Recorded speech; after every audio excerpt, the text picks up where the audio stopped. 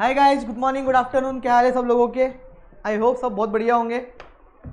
चलिए भाई साहब स्टार्ट करते हैं। सॉरी यार, थोड़ा एक दो तीन दिन से थोड़ा सा दिक्कत थी। आज भी तुमको दिख ही रहा हूँगा, गला वला गया है, पूरा इंजेक्शंस ले रहा हूँ रेगुलरली, तो दिक्कत ज़्यादा है। बट कोई नहीं, निपटा देते हैं। आज प्रोबेबिलिटी ख़त्म कर देते हैं सो दैट फिर हम लोगों का ऑलमोस्ट कोर्स खत्म हो चुका है स्टैट्स का प्रोबेबिलिटी के बाद। ठीक है ना? तुम लोगों के मन में होगा कि सर फर्स्ट चैप्टर थ्योरी वाला और दूसरा थेरोटिकल हम लोग वो थेरोटिकल करने में हम लोगों को हार्डली 3 लेक्चर लगेंगे। Most probably 3 lecture in theoretical and 1 lecture in first chapter. So overall 4 lectures इसके बाद हमारे क्या रहेंगे, रिमेनिंग रहेंगे। सो वो 4 लेक्चर्स मैं जल्दी से जल्दी आप लोगों के डाल दूंगा। ठीक है ना? ट्राई करूंगा जितनी जल्दी डाल सकूँ, but don't take tension, only 4 lectures are remaining. Theoretical में यस ओनली 3 लेक्चर्स लगेंगे and 1 lecture in first chapter. If अगर आप लोगों को ऐसा होगा तो एक चीज़ करके रख लेना कि फर्स्ट चैप्टर एक बार मॉड्यूल से पूरा रीड करना और कहीं से रीड मत करना, मैं उसके नोट्स दे दूंगा। मॉड्यूल से आप जो है फर्स्ट चैप्टर, ठीक है ना, मॉड्यूल से फर्स्ट चैप्टर एक बार रीड कर लेंगे और मॉड्यूल से ही मैं फर्स्ट चैप्टर क्या है थ्योरी वाला करवा के आपको दे दूंगा। फिर आप जब रीड करोगे ना तो आप लोग पाओगे कि उसमें से आधी से ज़्यादा चीज़ हम ऑलरेडी पढ़ चुके हैं। ठीक है ना? ओवर द पीरियड जब हम स्टैट्स पढ़ते हैं ना तो उसके अंदर जो आधी से ज़्यादा चीज़ें हैं, फ्रीक्वेंसीज एंड ये लोअर बाउंड्री किसको बोलते हैं, अपर किसको बोलते हैं, ये सारी चीज़ें हम ओवर द पीरियड ऑलरेडी क्या कर चुके होते हैं, पढ़ चुके होते हैं। इसीलिए जो फर्स्ट चैप्टर है वो मैं आखिरी में लेता हूँ। So only 2 chapters are remain, only 1 chapter basically, that is also theoretical. तो बेसिकली चैप्टर वाइज ना जाते हुए मैं बोलूँगा कि इसके बाद ये लेक्चर के बाद only 4 lectures, maximum 4 lectures are remaining. ठीक है ना? सो 4 लेक्चर्स इसके बाद में जितनी जल्दी हो सके उतनी जल्दी आप लोगों के लिए डाल दूंगा। Don't take tension about that. ठीक है ना? अभी भी काफ़ी टाइम है, अभी भी हमारे साथ बहुत सारा टाइम है, तो मैं जितनी जल्दी हो सके, थोड़ा सा गले का दिक्कत है यार, तो इस वजह से अगर ज़्यादा करने बैठा तो मेरी पूरा गला ही बैठ जाएगा। तो मैं बैलेंस बना के चल रहा हूँ सारी क्लासेस में कि कभी ये आज ये ले लिया, आज वो ले लिया, एक साथ कंटिन्यू सब करूँगा तो मेरा गला बैठ जाएगा। So don't take tension about that. Only 4 की बात है, तो 4 लेक्चर्स में जल्दी जितनी जल्दी हो सके इसके बाद डालने की कोशिश कर दूंगा ताकि आप लोगों को कोई दिक्कत ना रहे। ठीक है, चलिए तो मुद्दे पे आते हैं। सो लास्ट क्लास में हम लोगों ने यहाँ तक कंप्लीट कर लिए थे। ठीक है ना? ये प्रोबेबिलिटी के हमने सेट्स वाले चीज़ें थोड़ी बहुत करी थी और कुछ सेट्स वाले आज हम क्वेश्चंस करेंगे तो आप लोगों को क्लैरिटी आ जाएगी। जैसे हम सेट्स के वाले क्वेश्चंस और करेंगे ना, बट उसकी आपको क्लैरिटी आ जाएगी। बट बिफोर सेट्स वाले और क्वेश्चंस करने से पहले, ठीक है ना, बिफोर और कुछ क्वेश्चन जो मैं छोड़ रहा हूँ आप लोगों को सेल्फ करने हैं। डाउट रहेंगे तो आप लोग मेरे को बता देना, मैं वो करवा दूंगा। ठीक है ना? क्योंकि सेम क्वेश्चन अगर मैं पूरे खुद ही कर लूँगा तो आप लोगों को करने के लिए कोई मजा नहीं रहेगा जीवन में। ठीक है ना? तो कुछ क्वेश्चंस आप लोगों को सेल्फ कर दें। अच्छा, उसके लिए मैं एक और, अभी एक जो उसमें आप बचा है बात, सेट्स लेने के पहले एक ऑड्स वाला जो फंडा है वो मैं पहले स्टार्टिंग में कंप्लीट करा देता हूँ, फिर सो दैट सेट्स वाला मैं एकदम कंटिन्यूएशन में चैप्टर भी कंप्लीट कर दूंगा और सेट्स वाला के साथ बहुत सारे क्वेश्चंस भी हम कर लेंगे। ठीक है ना? तो ऑड्स वाला जो फंडा है वो ऑड्स वाला फंडा एक बार हम क्या कर लेते हैं, पहले स्टडी कर लेते हैं। छोटा सा है, एक दो प्रॉब्लम्स है, उसके ज़्यादा है नहीं, तो एक दो प्रॉब्लम्स उसके पहले ऑड्स वाले की हम कर लेते हैं कि ऑड्स में क्या है नहीं है वगैरह वगैरह। देखो, odds relate to the chances in favour of an event. Odds का मतलब भी अगेन प्रोबेबिलिटी होता है, नाम अलग है, बोलने का मतलब नाम अलग है, लेकिन ऑड्स बोलो चांसेस बोलो, इनका भी मतलब क्या ही होता है, प्रोबेबिलिटी ही होता है। ठीक है ना? तो जब मैं बात कर रहा हूँ ऑड्स की, तो odds relates the chances in favour of an event to the chances against it. Odds relates तो क्या मतलब बोलता है, odds relate to the chances in favour of an event to the chances against is. For example the odds are 2:1।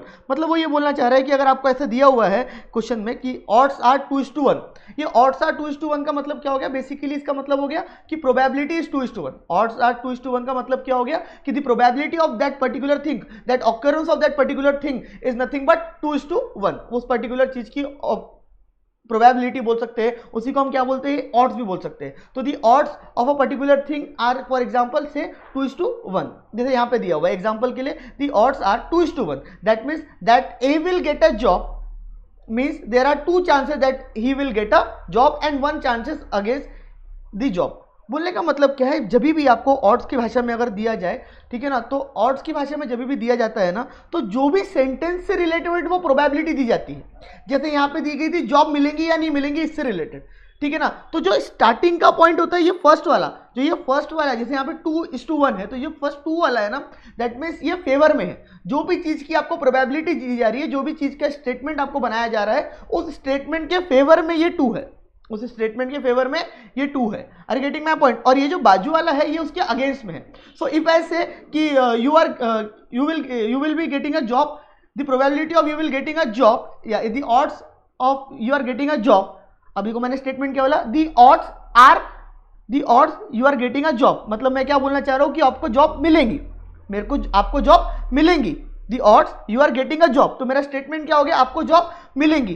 That means मैं जो statement बोल रहा हूं उसका फेवर में आपको जॉब मिलेंगी, ये उसका फेवर हो गया। आपको जॉब नहीं मिलेंगी, जो मैं स्टेटमेंट बोला ये उसका अगेंस्ट हो गया। वापस से मैंने बोला आपको जॉब मिलेंगी, the odds are you will get a job, that means आपको जॉब मिलेंगी, ये मेरा स्टेटमेंट है। मेरे स्टेटमेंट के फेवर में क्या होगा, हाँ आपको जॉब मिलेंगी। मेरे स्टेटमेंट के अगेंस्ट वाली बात क्या हो जाएंगी, नहीं आपको जॉब नहीं मिलेंगी। तो मैंने बोला you will get a job, the odds are 2:1, that means you will get a job, उसकी प्रोबेबिलिटी 2, आपको जॉब नहीं मिलेंगी, उसके चांसेस 1। सो बेसिकली जो भी स्टेटमेंट बोला जाए, ठीक है ना, वो स्टेटमेंट जो आप बोल रहे हो या जो स्टेटमेंट जिस चीज की प्रोबेबिलिटी निकालनी है उसके फेवर की अगर बात हो रही है, उसके फेवर की अगर बात हो रही है तो वो फेवर वाला स्टेटमेंट यहां रहेगा। India will win a match, the odds are 2:1। India will win a match, the odds are 2:1। अब India will win a match, इसका फेवर क्या हो गया, हाँ इंडिया जीतेंगी, it is in a favour. India हारेंगी, ये अगेंस्ट हो गया। तो इंडिया जीतेंगी, उसके चांसेस कितने हो गए, 2:1। मतलब 2 इज द चांसेस कि वो जीतेंगी, 1 ये चांस है कि वो मैच नहीं जीतेंगी। अच्छा मैंने उल्टा बोल दिया, अब ध्यान से सुनना ये वाला question. Pakistan will lose a match, Pakistan will lose a match against India, the odds are 2:1। Statement क्या है, पाकिस्तान मैच हारेंगी, ये स्टेटमेंट है। इसका फेवर क्या हो गया, हाँ मैच हारेंगी। तो जो पहली वाली प्रोबेबिलिटी दी हुई है 2 वाली, वो क्या होगी, पाकिस्तान मैच हारेंगी। ये अगेंस्ट वाली क्या होगी, पाकिस्तान मैच नहीं हारेंगी। तो पहली वाली जो होगी वो होगी फेवर में जो है, बाजू वाली जो होगी वो होगी अगेंस्ट में जो है। Are getting my point. तो देखो यही बोल रहा है, the chances in favour of an event to the chances against is, मतलब जो पहला आपको दिया जाएगा दैट इज इन फेवर। जो भी स्टेटमेंट आप बोल रहे हो प्रोबेबिलिटी निकालने के लिए, जो भी स्टेटमेंट आप बोलना चाह रहे हो, this is in favour and this is against, ठीक है ना। तो what ever will be the statement, statement का भी उल्टा भी हो सकता है। अब बच्चे इसको ना स्टेटमेंट एकदम प्रैक्टिकल स्टेटमेंट नहीं समझते, बच्चे समझ लेते कि उल्टा नहीं होना चाहिए। मैंने बोला India will lose a match against New Zealand, India will lose a match against New Zealand, ठीक है ना, दी ऑड्स आर 2:1। तो इंडिया मैच हारेंगी, इसकी प्रोबेबिलिटी कितनी होगी, 2 की 1। सर बच्चे बोलेंगे 1, मैं बोलूंगा अबे गधो 2, क्यों, स्टेटमेंट क्या बोला, India will lose a match against New Zealand. तो इंडिया अगर मैच हारेंगी न्यूजीलैंड के अगेंस्ट में, ये स्टेटमेंट हो गया। ये स्टेटमेंट का फेवर क्या हो गया, हाँ मैच हारेंगी, तो उसकी प्रोबेबिलिटी क्या हो गई 2, जीतने की प्रोबेबिलिटी क्या हो गई 1। Are you getting my point. So this is called as odds वाली probability, this is called as odds वाली प्रोबेबिलिटी। देखो A will get a job means 2 chances that he will get a job, 1 chances he is not getting a job. Also if odds are A is to be in favor, तो but obvious सी बात है B is to A is an against। हाँ मैं बोल रहा हूँ 2:1 जो है वो फेवर है, तो 1:2 अगेंस्ट है, यानी ये पहली वाली फेवर दूसरी वाली अगेंस्ट, तो उल्टा करूंगा तो ये अगेंस्ट ये फेवर। कोई गलत बात है क्या, देखो वापस, मैंने बोला पहली वाली जो है वो फेवर है तो दूसरी वाली अगेंस्ट हुई, अब उसको उल्टा करके लिख रहा हूं तो दूसरी वाली अगेंस्ट है, पहली वाली फेवर है। Clear. Ratio of favourable to unfavourable events is known as odds for और in favour of an event. Ratio जो है फेवरेबल का अनफेवरेबल के अगेंस्ट में, जैसे हमने ये रेशियो लिख दिया 2:1, this is favourable this is unfavourable, ठीक है ना। इसी को बोला जाता है ऑड्स, इसी को क्या बोला जाता है ऑड्स। इसको सॉल्व करने का तरीका बहुत ही सिंपल है, ठीक है ना। इसको सॉल्व करने का तरीका एकदम हद पार सिंपल है। इसमें दो ही बातें हो सकती है, पी ऑफ ए निकालना है, प्रोबेबिलिटी ऑफ इवेंट ए निकालना है, तो हम बोलेंगे x upon x and y, x plus y. जैसे अगर मेरे को निकालना है कि इंडिया जीतेंगी, इसकी प्रोबेबिलिटी क्या है, तो सर 2:1 ये फेवर में है, तो इंडिया जीतेंगी इसकी प्रोबेबिलिटी क्या है, P of A is equals to 2/2+1, that means 2/3 हो गया सर। इंडिया हारेंगी इसकी प्रोबेबिलिटी क्या है, तो P of A dash, A dash का मतलब क्या हो गया, ए कॉम्प्लीमेंट। ए कॉम्प्लीमेंट क्यों लिखे, पी ऑफ ए अगर जीतेंगी है तो बट ऑब्वियस सी बात है पी ए को छोड़ के मतलब क्या होगा, हारेंगी, तो हारेंगी मतलब पी ऑफ ए कॉम्प्लीमेंट का मतलब क्या हो गया, हारने की प्रोबेबिलिटी 1 + 2 या 2+1, तो बेसिकली 1/2। तो A B C D P इसके इसमें चक्कर में फंसोगे तो दिक्कत होगी। सिंपल एक चीज याद रखोगे कि जीतने की और हारने की प्रोबेबिलिटी निकालना है ऑड्स केस में, तो आप निकाल सकते हैं। दूसरा ये m के फॉर्म में भी बोल सकते हैं, कोई एक ही बात है, हम करके देख लेते हैं। चलो आपको एक दो क्वेश्चन तो क्लैरिटी बढ़ जाएगी। Find the probability of the event if odds in favour of A R, मतलब ऑड्स जो है वो ए के फेवर में है, ठीक है ना, ऑड्स जो है वो ए के फेवर में है, उसकी प्रोबेबिलिटी है 3:2। तो पहला वाला क्या हो गया, फेवर में, दूसरा वाला क्या हो गया, अगेंस्ट में।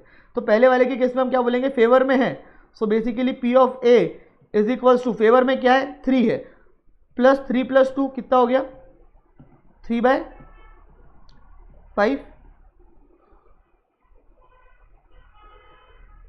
3/5 कितना हो गया 3/5। Are you getting my point? अच्छा, मैंने अगर पूछा रहता ऑड्स अगेंस्ट ए, तो ऑड्स अगेंस्ट ए क्या होता है मेरे को बताएंगे? ऑड्स अगेंस्ट ए क्या होता? ऑड्स अगेंस्ट ए क्या होता? तो सर बट ऑब्वियस ही बात है, ऑड्स अगेंस्ट का मतलब क्या हो गया, 2/5 कर लेते हम। तो ये 3 फेवर में और 2 अगेंस्ट में, तो 2/5 कर लेते तो अगेंस्ट आ जाता। क्लियर? चलो कोई नहीं, एक और करते। ऑड्स अगेंस्ट ए आर, अब मैंने क्या बोला, अगेंस्ट की जो प्रोबेबिलिटी है वो कौन सी है, ये वाली अगेंस्ट है, ये वाली कौन सी है, फेवर की है। तो आपको क्या पूछ रहा है वो, ऑड्स अगेंस्ट ए। तो ऑड्स अगेंस्ट ए क्या है, तो ऑड्स अगेंस्ट ए का मतलब मैं बोलूंगा 4/4 + 1 5, तो basically 4/5, that is odds against. नहीं समझा? समझा नहीं समझा? चिल्लर है सर। नहीं पहला वाला क्यों नहीं लिया आपने, बोले ऑड्स अगेंस्ट। अरे बाबा पहला फेवर, तो आपको क्या पूछ रहा है, अगेंस्ट। तो अगेंस्ट में क्या है, 4 है, तो अगेंस्ट में अगर 4 है तो 4/5 ही अगेंस्ट की प्रोबेबिलिटी ना, that means 4/5 is against. The odds against a certain event, जो odds against a certain event is 5:3। तो odds against is 5:3 and odds favour की अगर मैं बात करूं तो is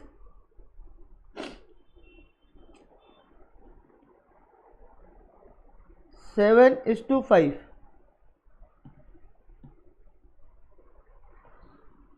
Find the chances that at least one of them will happen. Find the chances that at least one of them will happen. आपको ये बताना है कि भाई हैपन होगा, तो नहीं होने का क्या होगा वो देखना।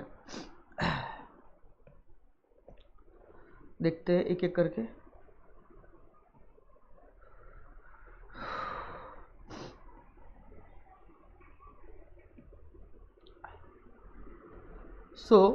क्या बोला उसने सबसे पहले,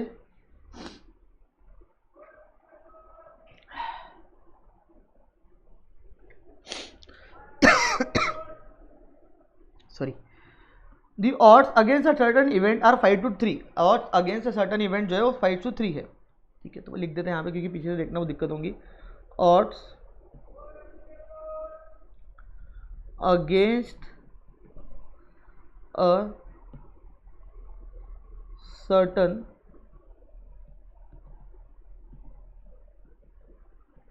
event is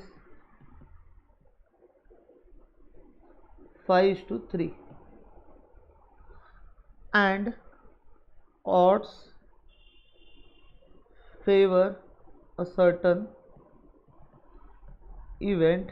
ये दूसरा इवेंट, दो अलग अलग इवेंट्स है। पहला इवेंट है odds against a certain event is 5:3, odds favour of another event, another मतलब दूसरा इवेंट। तो वो लिखना तो यहाँ पे आप लिख सकते हैं अनदर इवेंट भी, ताकि आपको याद रहे। ये दोनों अलग अलग है, दोनों इंडिपेंडेंट है एक दूसरे से, दोनों का कोई लेना देना नहीं है। अनदर इवेंट इज 7:5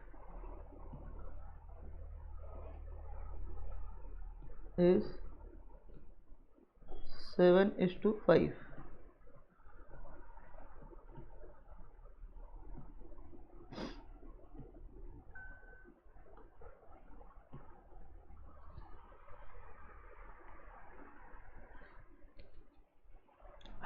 अब आपको आगे क्वेश्चन क्या पूछता है वो, and independence of the former, मतलब पहले वाले से इसका कोई लेना देना नहीं है, वो लिख दिया उसने क्वेश्चन में। Find the chances that at least one of them will happen, दोनों में से भाई कम से कम एक इवेंट हो जाए, या तो ये इवेंट हो गया तो भी चलता हमारे को, ये इवेंट हो गया तो भी चलता, मतलब दोनों में से यार एक इवेंट तो भी हो जाए। ऐसा ना हो कि दोनों इवेंट ना हो, तो दोनों में से एक इवेंट कम से कम हो जाए, है ना। तो वो आपको बातें बोला है उसने, बताना है, मतलब या तो पहला वाला हो जाए या तो दूसरा वाला हो जाए, क्योंकि दोनों इंडिपेंडेंट है, एक साथ दोनों तो हो नहीं सकते। इंडिपेंडेंट का मतलब क्या है, दोनों एक साथ तो नहीं हो पाएंगे, तो या तो पहला वाला हो पाएगा या तो दूसरा वाला हो पाएगा, दोनों में से ऐसा तो नहीं है कि दोनों हो जाएंगे। तो हम ऐसा बोल सकते हैं क्या कि पूरी दुनिया होना नहीं होना इसकी प्रोबेबिलिटी 1, या तो होगा या तो नहीं होगा, होगा तो ये वाला होगा या तो नहीं होगा, तो भाई इसकी प्रोबेबिलिटी 1 में से हम माइनस कर देते हैं दोनों इवेंट्स ना होने की प्रोबेबिलिटी। तो मैंने बोल दिया ए जो हो गया वो हो गया इवेंट होने की प्रोबेबिलिटी, ए डैश जो हो गया वो इवेंट ना होने की प्रोबेबिलिटी होगी। वापस से ए जो हो गया वो हो गया इवेंट होने की प्रोबेबिलिटी, और ए डैश जो हो गया वो इवेंट ना होने की प्रोबेबिलिटी। तो A dash intersection B dash, तो मैंने ये ए डैश बी डैश का इंटरसेक्शन क्यों माइनस करा वो समझ लो थोड़ा सा। ए डैश बी डैश का इंटरसेक्शन मैंने इसीलिए माइनस करा, तो इसका मतलब ये हो गया कि ए नहीं होगा और बी नहीं होगा, ये दोनों इवेंट नहीं होंगे, है ना। इसका इंटरसेक्शन मैंने क्या कर दिया 1 में से माइनस कर दिया, तो बचा क्या, या तो ए होगा या तो बी होगा। तो बेसिकली ऐसा मैं बोल सकता हूँ कि मैंने किसका फॉर्मूला लिख दिया है, P of A union B. ऐसा भी लिखे तो कोई दिक्कत नहीं सर, ऐसा भी लिखे तो सर अब मेरे को एक एक निकालना पड़ेगा। तो सबसे पहले 1 तो मेरे को मालूम है, बट सर मेरे को ना ये नहीं मालूम है कि पी ऑफ ये कैसे निकालूंगा। तो मैं ऐसा बोल दूं कि इसको खोलने के लिए A intersection A dash P of A dash multiplied by P of B dash, ये मैंने कुछ नहीं करा बाबा, ये उसका फॉर्मूला लिख दिया मैंने, क्योंकि मेरे को ए डैश इंटरसेक्शन बी डैश नहीं चाहिए, क्योंकि वो नहीं होने वाली की प्रोबेबिलिटी है, तो मेरे को दोनों के होने की निकल जाएंगी। अब वो निकालना है मेरे को, बोलो कैसे निकालूंगा मैं। अरे बोलती क्यों नहीं, बोलो सर देखो आप पहले ना ए और बी तो निकालो, तो प्रोबेबिलिटी मेरे को ए की अगर निकालनी है तो मेरा ए क्या हो गया, odd against a certain event is 5-3, मतलब कोई भी इवेंट का जो ऑड है, ठीक है ना, कोई भी सर्टन इवेंट का ऑड है, तो ऑड कितना हो गया 3/5 क्या हो गया, ऑड हो गया। सर 3/5 ऑड क्यों हो गया, क्योंकि भाई पहली वाली जो प्रोबेबिलिटी है, ठीक है ना, ऑड अगेंस्ट की, वो 5 ये फेवर की रहती है और 3 काय की रहती है, अगेंस्ट की, तो मैंने लिख दिया 3/5, तो ये होगी अगेंस्ट की। मैंने किसकी लिखनी है, फेवर की, तो फेवर की कितनी होगी 3/8 होगी ना, 3/5 की होगी, निकलती होगी 3/8, ठीक है 8 हो गया। तो भाई ए डैश कितना हो गया 5/8, बी कितना हो गया 7/12, बी डैश क्या हो गया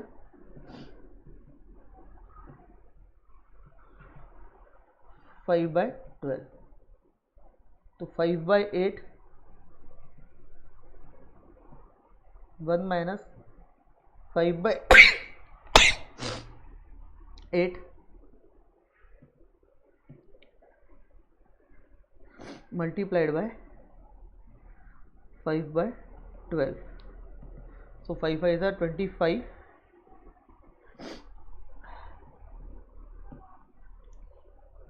8/12 are 96, तो 1 माइनस ये, तो therefore rate of A union B is equals to कितना हो गया 75 हो गया, नहीं कितना 4 में तो 96 में से 25 गए 175 71, 71/96 इज द आंसर। अब तुम पूछोगे सर ये फॉर्मूला कहाँ से लाए, तो भाई ये देखो यहाँ पे लिस्ट दी हुई है, इंडिपेंडेंट इवेंट्स के लिए फॉर्मूले दिए हुए हैं। सर याद रखने पड़ेंगे कि जितने याद रखते हो उतना अच्छा है, मतलब बेसिकली तुम्हारे मैथ्स का ही पार्ट रहता है, तो इसमें याद रखने वाले भी बात ही नहीं है यहाँ पे, वहाँ पे तुमने ऑलरेडी ये सब चीज़ें पढ़ी होंगे, याद रखने की कोई दिक्कत आती नहीं आप लोगों को इसमें, जनरली जितना मैंने देखा है, ठीक है ना। बट जो प्रोबेबिलिटी से रिलेशन था वो मैं आपको यहाँ पे पढ़ा रहा हूँ, क्लियर। तो this is all about 25,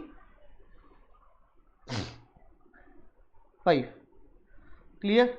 now we are moving forward, थोड़ा सा बात है सेट्स वाले क्वेश्चंस पे, इंडिपेंडेंट डिपेंडेंट। अब अगर दो इवेंट इंडिपेंडेंट है का मतलब क्या हो गया, जब मैं इंटरसेक्शन की बात कर रहा हूँ तो इंडिपेंडेंट का मतलब देखो इंडिपेंडेंट का मतलब क्या हो गया, ए अलग इवेंट है बी अलग इवेंट है, दोनों का आपस में कोई लेना देना नहीं है, ठीक है। तुम अलग फैमिली के हो मैं अलग फैमिली का हूँ, these are called as independent. तो ऐसा कभी नहीं हो सकता कि हमारी दोनों फैमिली के अंदर कोई म्यूचुअल लोग आएंगे, ठीक है। देखो डिपेंडेंट की बात अगर मैं कर रहा हूं तो डिपेंडेंट में उल्टा होता है। डिपेंडेंट में क्या होता है कि तुम्हारी और मेरी फैमिली एक है, मैं और मेरी वाइफ, हम दोनों की फैमिली डिपेंडेंट हो गए, ठीक है ना। तुम्हारी और मेरी फैमिली, अपन दोनों का एग्जाम्पल के लिए कोई रिलेशन नहीं है, एक मिनट के लिए, ठीक है ना। तो तुम्हारी और मेरी फैमिली ये दो अलग अलग इंडिपेंडेंट हो गए, तो कभी हम दोनों के इसमें म्यूचुअल लोग आएंगे क्या? नहीं। तो अगर मैं यहाँ पे आप डायग्राम से भी समझना चाहो थोड़ा सा तो मैं आपको समझा सकता हूँ।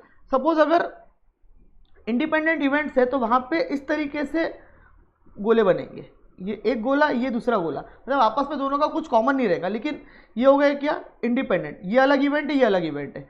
ये हो गया डिपेंडेंट, ये एक बना, ये दूसरा बना। क्यों ऐसा हुआ? क्योंकि ये डिपेंडेंट इसीलिए क्योंकि कुछ लोग शायद दोनों के आपस में क्या है, मेल खाते हैं। तो यहाँ पे क्या आ जाता है? ए इंटरसेक्शन बी आ जाता है। तो अगर आप यहाँ देखोगे, आपको निकालना है यहाँ पे P of A union B निकालना है आपको, ठीक है ना। तो आप यहाँ पे क्या करते हैं? P of A plus P of B. But यहाँ पे आप P of A intersection B minus नहीं करते, क्यों? क्योंकि कुछ म्यूचुअल लोग है ही नहीं ना, दोनों इवेंट इंडिपेंडेंट है। लेकिन जब यहाँ पे आपको P of A union B निकालना रहता है, जब आपको यहाँ पे P of A union B निकालना रहता है, तो आप यहाँ पे क्या करते हो? P of A plus P of B minus P of A intersection B,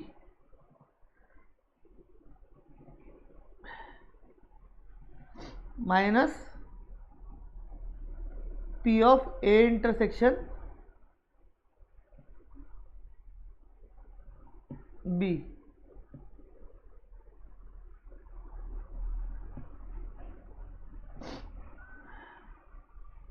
ठीक है, तो यहाँ पे ये फर्क समझ में आया कि यहाँ पे इंटरसेक्शन क्यों नहीं माइनस करें, क्योंकि इंटरसेक्शन है ही नहीं ना। ये देख लो डायग्राम की मदद से, दोनों क्या है? अलग अलग इवेंट्स है। यहाँ पे आपको खुद को दिख रहा होगा कि कुछ इवेंट जो ए और बी है उसके अंदर म्यूचुअली मतलब दोनों इवेंट कोई ना कोई इवेंट मिक्स हो रहे हैं। ए में कुछ ऐसे लोग हैं जो बी में भी है, बी में कुछ ऐसे लोग हैं जो ए में भी है। इस वजह से मेरे को इंटरसेक्शन यहाँ से क्या करना पड़ रहा है? माइनस करना पड़ रहा है। I hope it is clear. तो यहाँ पे अगर आप देखोगे ये डिपेंडेंट वालों के फॉर्मूले, तो यहाँ पे आपको क्या दिखेगा? आप उल्टा भी इसको लिख के देख सकते हो। तो इंटरसेक्शन निकालने के लिए यूनियन माइनस किया, यूनियन निकालने के लिए इंटरसेक्शन वो जरूर यहाँ पे क्या करेगा? माइनस करेगा। अब अगर आप यहाँ जाके देखते हो तो यहाँ पे यूनियन निकालने के लिए उसने इंटरसेक्शन माइनस नहीं करा है। क्यों नहीं माइनस करा है यूनियन निकालने के लिए इंटरसेक्शन? उसका रीजन भाई ये इतना सा सिंपल है, क्योंकि यहाँ पे कोई ऐसी चीज है ही नहीं जो यहाँ पे दो इवेंट इंटरसेक्ट करेंगे। Are you getting my point? खैर वो तो क्वेश्चन देख के समझ में आ जाता है या तो लिख के देते हैं, हम पूरी प्रैक्टिस भी करते हैं। जैसे अगर आपको यहाँ पे 26 नंबर का क्वेश्चन दिख रहा होगा इसी से रिलेटेड में, इसी के रिलेशन में, जो क्वेश्चन नहीं करा रहा वो आपको खुद सेल्फ करने हैं। मैंने आंसर शीट आप लोगों को प्रोवाइड की है, ठीक है ना। P of A is 3/8, P of B is 5/8। ऐसा आपको बता रहा है कि जो पी ऑफ ए है वो 3/8 है, पी ऑफ बी जो है वो 5/8 है। और पी ऑफ, इसको मैं पीछे ले लेता, तो समझा नहीं पाऊंगा यहाँ पर मैं इसको, थोड़ा सा ऐसा लग रहा होगा सर, थोड़ा सा वो क्या बोलते हैं उसको, आवाज़ में या थोड़ा सा एनर्जी में डाउन दिख रही होंगी। बट यार उतना एडजस्ट कर लो, आज कोई ऑप्शन नहीं है तुम्हारे पास, मेरे पास भी नहीं है। कि अगर मैं अभी एनर्जी पे जाऊंगा तो फिर अननेसेसरी तुम्हारा टाइम वेस्ट होगा। तो इतना तो बेयर कभी कभी एक आधी बार कर ही सकते हो। आई होप आप लोग माइंड नहीं करोगे।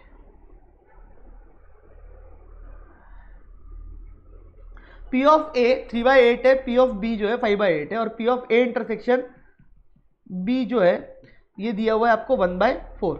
आपको क्या करके दिया हुआ है? एक्चुअली में आपको तीनों दिया हुआ है, आंसर भी निकाल के दिया हुआ है। आपको ये पूछ रहा है कि both then A and B events are, क्या वो इंडिपेंडेंट है, क्या वो डिपेंडेंट है? सर हमको कैसे मालूम पड़ेगा वो इंडिपेंडेंट है या डिपेंडेंट है? कोई नहीं, आप फॉर्मूला अप्लाई करके देख लो इंडिपेंडेंट और डिपेंडेंट का, आपको ये पता चल जाएगा फॉर्मूला अप्लाई करने के बाद। अगर वो इंटरसेक्शन से आपका आंसर मैच कर रहा होगा, यानी आपको यहाँ पे पी ऑफ ए जो है वो निकाल के दिया हुआ है 3/8 ऑटोमेटिकली,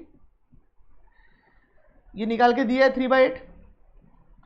पी ऑफ बी जो है वो भी आपको निकाल के दिया हुआ है कितना? 5/8।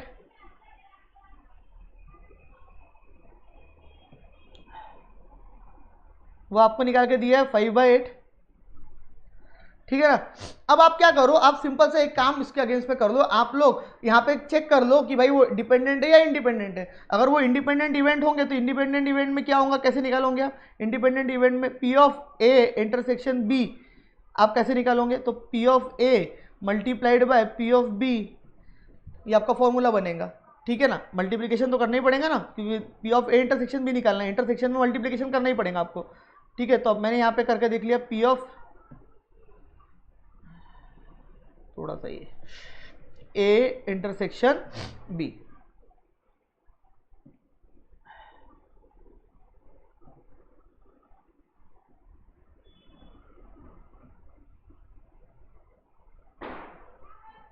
सो basically P of A multiplied by P of B, so basically P of A कितना है आपका, P of A है 3/8 multiplied by 5/8, so answer will be 3 into 15, 15/64, if I am not wrong, 15/64, और आपको ये दिया हुआ है 1/4, तो ये कट्टा है क्या 115 4 60 नहीं, तो बेसिकली ये इक्वल नहीं है, दिस इज नॉट इक्वल, तो ये इक्वल नहीं है, then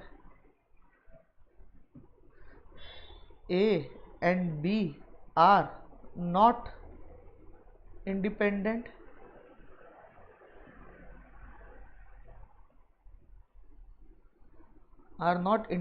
events.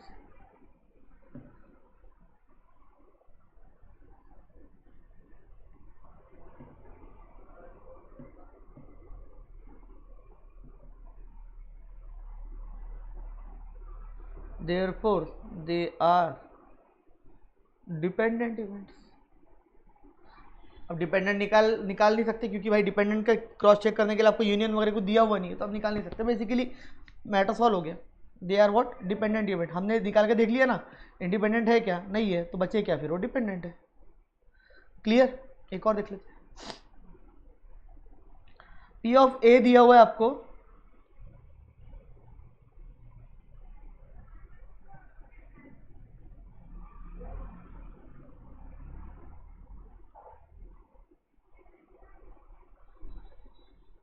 P of A आपको दिया है 3/8, P ऑफ B आपको दिया है 3/8, again P of A union B आपको दिया है 3/4, आपको यूनियन निकाल के दिया हुआ है। अगेन आपको पहचानना है कि वो क्या है, इंडिपेंडेंट है या डिपेंडेंट है, वो आपको यहाँ पे क्या करना है, पहचानना है। ठीक है, अब इंडिपेंडेंट है डिपेंडेंट है तो यूनियन निकाल के दिया, तो यूनियन का फॉर्मूला हम लगा के देख लेते, जो इजीएस्ट फॉर्मूला वो लगा के देख लो, आप इजीली उससे निकाल पाओगे। तो P of A union B, so P of A plus P of B, so basically P of A आपका कितना है 3/8 है, प्लस P ऑफ B आपका कितना है 3/8 है, सो 336/8, सो ये कितना दिया आपको 3/4, तो भाई यस 3 जा और ये 4 जा, 2 3 जा 6 4 जा, तो यस मैच हो रहा है, इक्वल है। सो इक्वल है तो they are what, they are dependent. तो मैच हो रहा है तो है, क्लियर, नहीं हो रहा है तो फिर नहीं है। यहाँ पे हमने डिपेंडेंट का फॉर्मूला लगा के देखा। अब आप बोलोगे सर डिपेंडेंट का फॉर्मूला आपने कहाँ से उठाया, तो यहीं से उठाया, A यूनियन B का, डायरेक्टली आप ले सकते हो। क्लियर, 27 के बाद यहाँ पे आपको ये फॉर्मूले वाइज दिए हुए, आप खुद सॉल्व कर सकते हैं नेक्स्ट वाले क्वेश्चंस, सेम लाइंस पे है। ठीक है ना, फॉर्मूले वाइज दिए, फॉर्मूले अगर आपको आते हैं तो जमेंगे, नहीं आते तो नहीं जमेंगे, सिंपल सी बात है, बट फॉर्मूले आ जाएंगे। ये कार्ड्स वाला गेम तो आप खुद ही खेल सकते हैं सेल्फ करके, डायरेक्टली इसको सीधा परम्यूटेशन कॉम्बिनेशन से सॉल्व करना आसानी से आ जाएगा। काहे के लिए इसमें कार्ड्स वाले में आप कंफ्यूज हो रहे हो, कार्ड्स वाले को परम्यूटेशन कॉम्बिनेशन से करोगे तो ज़्यादा इजीली आपको समझ जाएगा। ठीक है ना, आगे बढ़ते हैं। In a certain college 25 students are passed in Arabic. ठीक है भाई, 15% आर पास्ड इन बंगाली। ठीक है भाई, वो खुद ही बता रहा है कि 25% जो लोग हैं अरेबिक में पास हुए हैं वो ए है, और 15% जो बंगाली में पास हुए हैं वो बी है। ठीक है, वो खुद ही बता रहा है। And 30% pass in at least one of them. बोले 30% ऐसे लोग हैं जो या तो अरेबिक में पास हुए हैं या तो बंगाली में पास हुए हैं। इससे आपको थोड़ा सा इसका सेट्स वाले क्वेश्चन पे पकड़ ज़्यादा बनेंगे, ऐसे क्वेश्चन पे, ये बड़े क्वेश्चन में आपको थोड़ी पकड़ अब बनेंगे। अब ध्यान देना थोड़ा सा, तो एक कॉलेज में 25% लोग अरेबिक में पास हुए हैं, 15% बंगाली में पास हुए हैं, और 30% ऐसे लोग हैं जो या तो अरेबिक में या तो बंगाली में या तो दोनों में। ऐसा तो नहीं हो सकता ना, अरेबिक और बंगाली अलग अलग तो है नहीं, तो या तो अरेबिक में या तो बंगाली में या तो दोनों में। तो बेसिकली ये क्या हो गया, या तो मतलब क्या आ गया, यूनियन आ गया। So basically this is what, this is at least one of them is nothing but A union B आपको गिवन है। अब मैंने ए यूनियन बी कैसे पहचान लिया, तो उसने एटलीस्ट वर्ड यूज किया है। एटलीस्ट का मतलब क्या, या तो ए या तो बी। ठीक है ना, या तो ए या तो बी या तो दोनों। सर आपने ए इंटरसेक्शन क्यों नहीं बोला इसको? ए इंटरसेक्शन का मतलब क्या होता है? इंटरसेक्शन का मतलब होता है दोनों होना चाहिए। तो ऐसे लोग, इंटरसेक्शन मतलब ऐसे लोग जो लोग ए एंड बी दोनों में पास हुए हैं। यहां पे वो ऐसा बोल रहा है क्या ए एंड बी दोनों में पास हुए? नहीं, उसने क्या बोला, या तो ए में हुए या तो बी में, एटलीस्ट वन ऑफ देम। तो या तो ए में या तो बी में या तो दोनों में। तो ये वाली बातें होगी। Are you getting my point? लेकिन अगर तुम बोलोगे सर इसको इंटरसेक्शन क्यों नहीं समझे आपने, तो भाई इंटरसेक्शन का मतलब क्या होता कि ए में भी पास हुए हैं, बी में भी पास हुए, दोनों में पास हुए। ऐसा तो नहीं हो सकता ना या तो वाले का, क्योंकि इंटरसेक्शन का मतलब क्या होता है, कॉमन। This is intersection. तो इंटरसेक्शन मतलब ए और बी दोनों में पास हुए हैं वो। इसको थोड़ा डायग्राम से चलते हैं तो आपको और क्लैरिटी बढ़ती जाएगी। डिपेंडेंट इंडिपेंडेंट में इतना टेंशन मत लेना, ठीक है ना, वो इतना वो माइंड, उस माइंड वाला गेम नहीं है कोई, ये माइंड वाले गेम है। तो मैं ऐसा बोल दूं कि ये हो गया आपका एक डब्बा, ये हो गया आपका दूसरा डब्बा, ये हो गया आपका अरेबिक, ये हो गया आपका बंगाली। अरेबिक कितना है आपका, A for Arabic, B for Bengali. Arabic है 25%, बंगाली है आपका 15% और यूनियन है आपका 30%। ठीक है, अब आपको क्या पूछता है पहले क्वेश्चन में, passed in both A and B. Both A and B का मतलब क्या हो गया, देखो वर्ड्स कैसे लिखा उसने, passed in both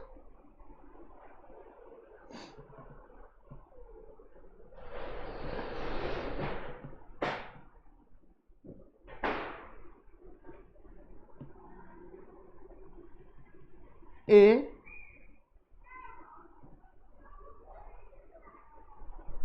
and B.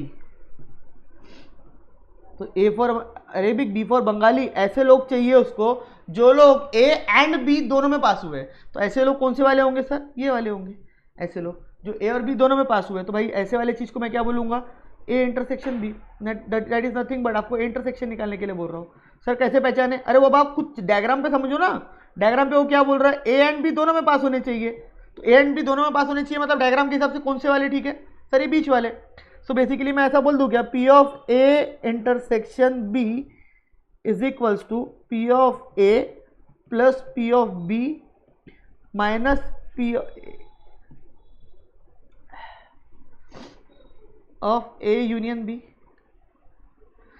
तो पी ऑफ ए क्या है मेरा, 25% को 0.25 ले लेता हूं, प्लस इसको 15 ले लेता हूं, माइनस ये कितना है 30, सो कितना हो गया 0.1।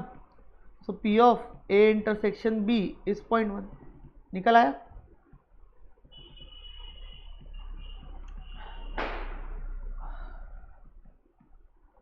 तो ये ऐसे लोग हैं 0.1% एंड 10%, दैट इज।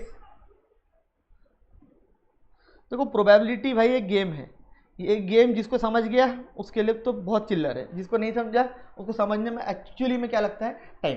तो अगर आपने प्रोबेबिलिटी चैप्टर में से 100, चलो नहीं आप कॉमर्स के स्टूडेंट हो तो 100 चलो नहीं, आपने साइंस में मैथ्स ही ड्रॉप कर दिया था तो 100 नहीं, अगर आपने प्रोबेबिलिटी 60% भी समझ लिया ना फाउंडेशन के एंगल से, 60 का 50 भी समझ लिया ना फाउंडेशन के एंगल, छोड़ना तो गलत बात ना, 50 तो 60% भी आपने समझ लिया ना फाउंडेशन के एंगल से, तो तुम्हारी नैया पार हो जाएगी। तुम ये सोचोगे कि नहीं फाउंडेशन के एंगल से प्रोबेबिलिटी 100% समझ जाए, तो बिल्कुल समझ सकता है। कब, जब आपका मैथ्स या प्रोबेबिलिटी या दिमाग वाले गेम्स में इंटरेस्ट है। मैं फैक्ट बता रहा हूँ, पजल गेम्स में या इन सब चीज़ों में इंटरेस्ट है तो आपको 100 का 200 मेरा पर्सनली फेवरेट चैप्टर है ये, ठीक है ना, क्योंकि मेरे को मजा आता है करने में। लेकिन अभी पेपर के टाइम में मजा और नहीं मजा को बाजू में रख सकते हैं हम। अगर तुम्हें 50-60% भी चैप्टर समझे तो बहुत ईजी है। जितना ईजी मैं करके पढ़ा सकता हूँ ना एकदम गावरानी लैंग्वेज में, मैं यहाँ पे उतना प्रोबेबिलिटी, कुछ साइंस वाले बच्चे बैठे होंगे तो उन लोगों ने तो पूरा फॉर्मूले बेस पढ़े होंगे, खुद ही बोल देंगे और बोलेंगे सर आप तो यहाँ पे एकदम अलग ही टाइप से पढ़ाते हो। तो यस, ताकि जो देखो टैलेंटेड बच्चा तो इजीली पढ़ लेगा, जो बच्चा छोड़ने वाला था ये चैप्टर को मैं उसके लिए पढ़ा रहा हूँ ताकि तो छोड़े मत, जितना हो सकता है उतना कर ले।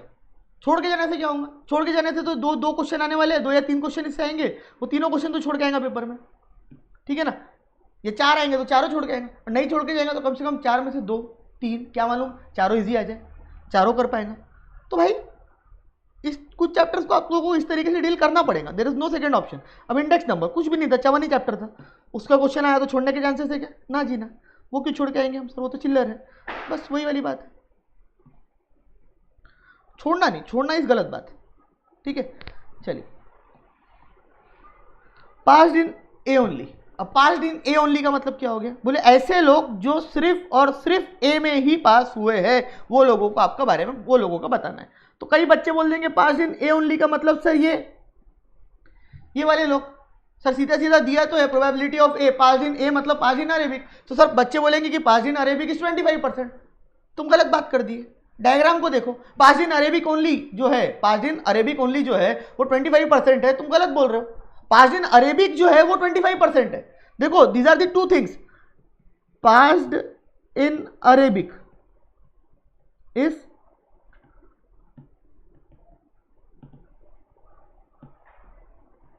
25%, ठीक है ना। पास्ड इन अरेबिक ओनली, ये स्टेटमेंट और ये स्टेटमेंट में डिफरेंस है। ये स्टेटमेंट और ये स्टेटमेंट में ये डिफरेंस है कि जब आप बात कर रहे हो पास इन अरेबिक की, तो पास इन अरेबिक के अंदर ऐसे भी लोग आ गए जो लोग अरेबिक और बंगाली दोनों में पास भी हुए होंगे। अरे बाबा ये वाले लोग भी आ गए ना, ये डायग्राम देखो आप, ये वाले लोग भी तो इसके अंदर आ गए। ये जो लोग इसके अंदर कवर्ड है उसके अंदर अरेबिक के अंदर आपको ये शेडेड एरिया नहीं दिख रहा है क्या, ये शेडेड एरिया वाले लोग भी आ गए ना, जो ऐसे लोग जो अरेबिक और बंगाली दोनों में पास हुए हैं, वो भी तो 25% के अंदर आते कि नहीं आते। बिल्कुल सर। तो मतलब आपको क्या करना है, आपको ये डायग्राम को देखना है सिर्फ। अरे बाबा ये देखो और एक लो, ये एक डाला ये एक डाला, गोला फॉर्मूला यहीं से बना लेते, टेंशन नहीं लेना। अभी तक तुमको फॉर्मूला करा रहा था, अब गेम खिलाऊंगा। चलो अब गेम खेलेंगे। अब कोई जरूरत नहीं फॉर्मूले की, बिना फॉर्मूले के सॉल्व करा था तुम्हारे को। अब तुम इतने पकड़ तुम्हारी आ गई होंगी। अब मैंने बोला passed in Arabic only, Arabic only का मतलब मेरे को क्या चाहिए, मेरे को क्या ये पूरा गोला चाहिए, क्या ये मेरे को पूरा गोला चाहिए, आंसर इज नो, मेरे को पूरा गोला नहीं चाहिए सर। मेरे को क्या चाहिए, मेरे को सिर्फ और सिर्फ ये वाला पार्ट चाहिए सर। मेरे को सिर्फ और सिर्फ ये वाला पार्ट चाहिए। मतलब मेरे को क्या करना है, ये पूरा ए, इसमें से मेरे को इतना ही पार्ट चाहिए, इतना नहीं चाहिए। तो मैं ऐसा बोलूं क्या, passed in Arabic only, passed in Arabic only is equals to P of A minus P of A intersection B. क्या मैंने गलत बोल दिया, this is my P of A, इसमें से मेरे को ये नहीं चाहिए, सिर्फ इतना पार्ट चाहिए, ठीक है ना। ये पूरा मेरा हो गया पी ऑफ ए की बार समझ लो ढंग से, ये हो गया मेरा पूरा पी ऑफ ए, ठीक है ना। इसमें से मेरे को इतना पार्ट नहीं चाहिए, तो मैंने क्या कर दिया, पी ऑफ ए में से ये माइनस कर दिया। कुछ गलत किया, अरे कुछ गलती की है क्या बताओ। नहीं सर कोई गलती नहीं की आपने।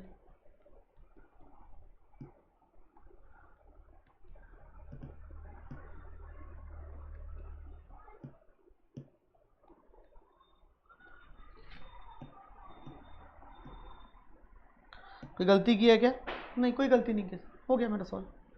तो पी ऑफ ए आपको पता है क्या, हाँ कितना है 25.25 माइनस 0.10 कितना आ गया 0.15। तो answer is what, passed in Arabic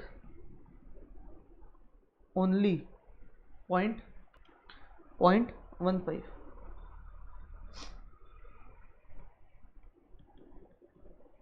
clear, सही है गलत है, सही। देख लो आंसर मैच होता क्या, हाँ हो गया। चलो अब तुमको समझ में आया होगा। पास्ड इन बी ओनली मतलब कौन से लोग चाहिए, पास्ड इन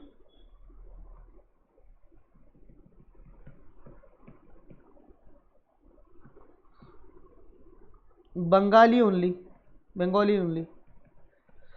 सो मेरे को क्या चाहिए सर, मेरे को ये डायग्राम को देखो सर, मेरे को यही चाहिए सिर्फ, पूरा बी नहीं चाहिए सर। पूरे बी के अंदर ए इंटरसेक्शन बी भी एडेड होंगे, तो मैं पूरे बी में से, ये मेरा पूरा बी है, ये पूरे बी में से ए इंटरसेक्शन बी माइनस कर देता हूं। So P of B minus P of A intersection B. So basically मेरा पूरा बी है 0.15 माइनस 0.15 10, ये आ गया मेरा passed in Bengali only 0.05।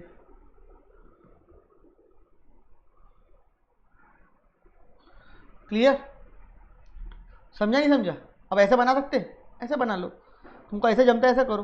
Failed in both A and B, भाई बहुत दिमाग लगाना पड़ेगा, यानी इजी है, थोड़ा सा दिमाग, बहुत नहीं थोड़ा सा दिमाग लगाना पड़ेगा। बहुत बोल दिया मैंने, गलत चीज बोल दिया।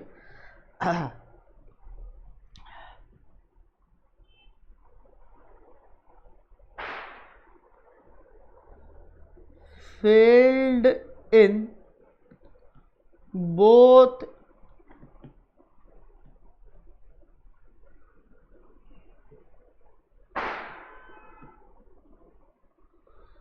A and B, मतलब ऐसे लोग जो ए में भी फेल हुए बी में भी, दोनों मिला के चाहिए। ऐसे नहीं चाहिए भाई हमारे को जो या तो ए में फेल हुए या तो बी में नहीं, ऐसे लोग नहीं चाहिए हमको। कैसे लोग चाहिए? ऐसे लोग जो ए में भी फेल एंड बी दोनों में फेल हुए हो। मेरे को एक चीज बताओ, या अगर कोई बंदा ए में पास हुआ है तो उसकी प्रोबेबिलिटी है ए, ठीक है, कोई बंदा ए में पास हुआ है उसकी प्रोबेबिलिटी है ए, ये होगी पास की। तो मैं ऐसा बोल दूं क्या probability of A dash is nothing but of fail? दो ही बातें हो सकती है, या तो तुम ए में पास हुए होंगे उसकी प्रोबेबिलिटी अगर ए है तो ए डैश का मतलब क्या हो गया? ए डैश का मतलब हो गया तुम ए में पास नहीं हुए होंगे। ए डैश का मतलब क्या हो गया? ए नहीं चाहिए। ए नहीं चाहिए मतलब क्या हो गया? ए नहीं चाहिए मतलब हो गया कि ए नहीं चाहिए। अरे बाबा ए नहीं चाहिए इसका मतलब क्या हो गया? सर ए नहीं चाहिए इसका मतलब हो गया कि ए जो है, ए में जो है वो नहीं चाहिए, मतलब ए में क्या है? पास। सर पास नहीं चाहिए तो फिर बचा क्या? फेल। तो ए डैश मतलब मैं बोल सकता फेल, हाँ। तो वैसे ही मैं ऐसा बोल सकता क्या, पी ऑफ बी अगर है पास तो पी ऑफ बी जो है, पी ऑफ बी डैश जो है ये मैं फेल बोल सकता क्या? हाँ बोल सकते सर, कोई आपत्ति नहीं, हमको कोई आपत्ति नहीं है सर। क्लियर? बोलूं कोई दिक्कत? कोई दिक्कत नहीं है, समझा? अरे बोलो इसको क्या हो गया? मैं एक मिनट, हाँ क्लियर। अब आपको क्या बोल रहा है? बोथ ए एंड बी में बंदा फेल हुआ है, बोथ ए एंड बी में बंदा फेल हुआ है, ऐसे लोग उसको चाहिए। तो बोथ ए एंड बी में फेल हुआ है मतलब ऐसा बोल दूं प्रोबेबिलिटी ऑफ, या तो फॉर्मूला आप यहां से डिराइव कर सकते हैं या तो दिमाग लगा सकते हैं, ए डैश इंटरसेक्शन बी डैश। मेरे को क्या ये निकालना है? फेल्ड इन बोथ ओनली, मेरे को क्या ये निकालना है? हाँ सर ये निकालना है आपको। अच्छा अब मेरे को एक चीज बताओ, सारी दुनिया की प्रोबेबिलिटी सर 1, तो मेरे को कौन से लोग नहीं पसंद आएंगे? सर मेरे को ऐसे लोग नहीं चाहिए जो लोग ए में फेल हुए बी में फेल नहीं हुए, ऐसे लोग भी नहीं चाहिए सर जो बी में फेल हुए हो ए में नहीं हो, मतलब यही नहीं चाहिए ना तुम्हारे को। तो मैं एक काम नहीं कर सकता क्या, 1 में से ऐसा माइनस कर देता, एटलीस्ट की प्रोबेबिलिटी माइनस कर देता, कोई दिक्कत? अरे बाबा कोई दिक्कत इसमें? P of A union B का मतलब क्या हो गया? P of A union B का मतलब हो गया ऐसे लोग जो या तो ए में पास हुए हैं या तो बी में पास हुए हैं या तो दोनों में पास हुए हैं। P of A union B का मतलब हो गया या तो ऐसे लोग जो ए में पास हुए हैं या तो बी में पास हुए हैं या तो ए और बी दोनों में पास हुए हैं। तो हमको वही नहीं चाहिए ना, चार ही चीज हो सकती है, या तो तू ए में पास है, या तू बी में पास है, या तो तू ए एंड बी दोनों में पास है। अभी तू ए में पास है तो बट ऑब्वियस सी बात है बी में फेल ही होगा। अगर तू बी में पास है, सिर्फ बी में पास है, तो बट ऑब्वियस सी बात है तू ए में फेल ही होगा, और या तो दोनों में पास होगा, या तो ए एंड बी दोनों में क्या होगा? तू फेल होगा। तो इन चारों को मिला के प्रोबेबिलिटी क्या होती? 1 होती। अब 1 में से क्या माइनस करना है? मेरे को सिर्फ ये चाहिए, ये नहीं चाहिए, तो ये चाहिए नीचे वाला, ये नहीं चाहिए। तो मैं ऐसा नहीं बोल सकता कि ये क्या हो गया, ए में पास या बी में पास या ए एंड बी दोनों में पास, तो यूनियन ऑफ, तो P of A union B minus कर दे, तो 1 में से 0.30 गया। अब दिमाग लगा रहे होंगे तो दिमाग से भी खेल सकते हैं, दिमाग ही गेम है। 0.70 बचा, तो पी ऑफ ए इंटरसेक्शन, किसी का आंसर इसमें दूसरा तो नहीं आया ना, और आया होगा तो गलत है वो, बी इंटरसेक्शन। हो गया सॉल्व क्वेश्चन? अरे वाह सर, तो इजी, इतना इजी। नेक्स्ट वाला, फेल्ड इन एटलीस्ट 1, मतलब कम से कम एक में तो भी फेल हुआ होना चाहिए भाई। पास नहीं बोला उसने ना जी, पास नहीं बोल रहे हो, फेल्ड इन एटलीस्ट वन। या तो तू ए में फेल हुआ है, या तो तू बी में फेल हुआ है, या तो तू दोनों में फेल हुआ है। या तो ए में फेल हुआ है, चलता मेरे को आ जा, बी में हाँ चलता आ जा, या तो तू दोनों में हुआ है। क्या नहीं चलता? इसको फोर्थ नाम दे देते हैं, इसको फिफ्थ दे देते हैं। Failed in at least one.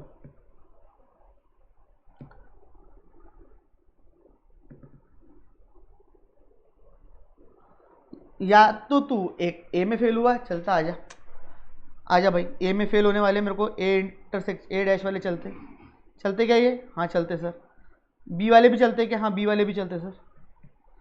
दोनों वाले भी चलते क्या सर? दोनों वाले भी चलते ना सर, कोई बात है, घर की बात है।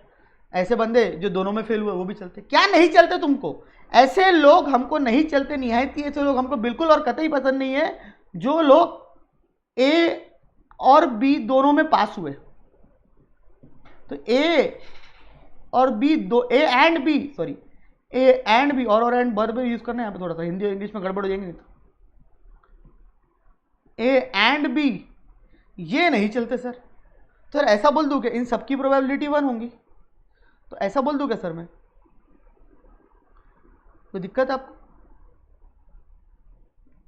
1 माइनस, मतलब मेरे को बेसिकली चाहिए P of A union B intersection 1 minus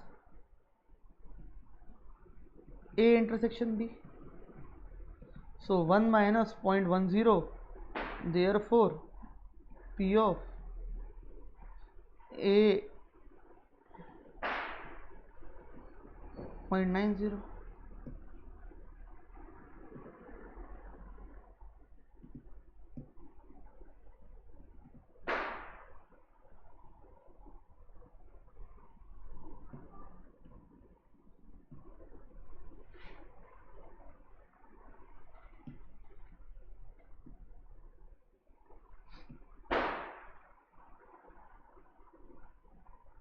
clear? आ गया आंसर आपका?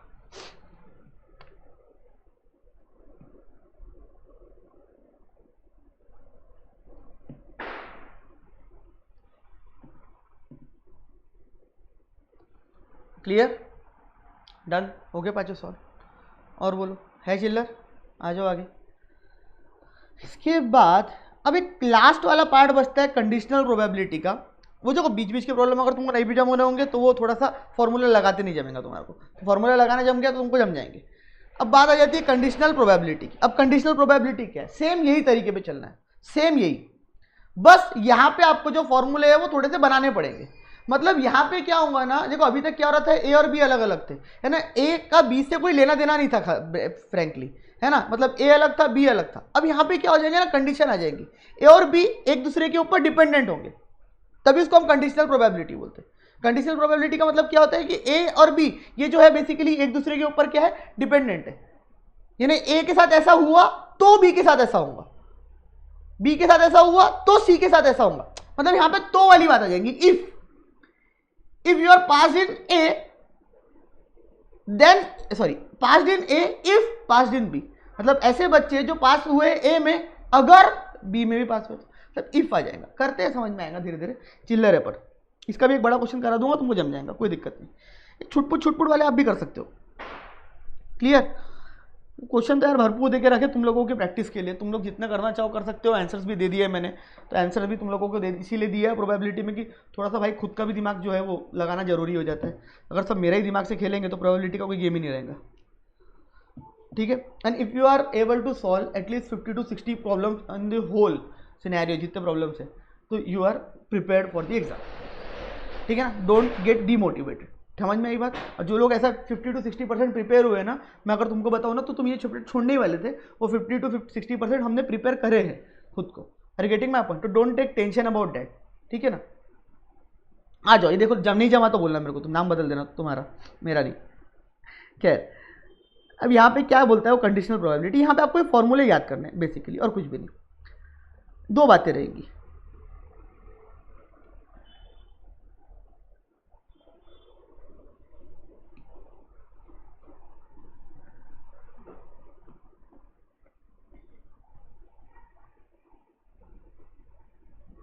अब अगर मैं आपको बोलता हूं कि आप मेरे को P ऑफ